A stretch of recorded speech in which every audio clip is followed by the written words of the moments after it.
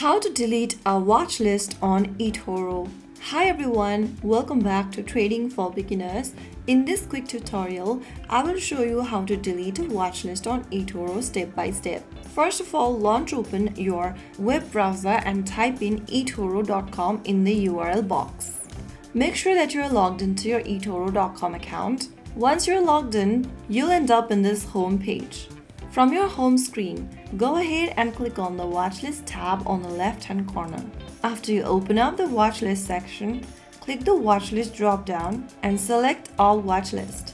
Now you will come to this page where you need to go ahead and click the three dots right at the top of the watchlist you want to edit. I'm just going to delete this watchlist over here. Click the three dot and click on Delete Watchlist. Confirm your choice by clicking Yes, and you have successfully deleted your watch list from your eToro.com account. That's how you can easily delete a watch list on eToro easily. If you found the video helpful, don't forget to like, share and subscribe to our channel. I will be back again in the next video. Thank you for watching.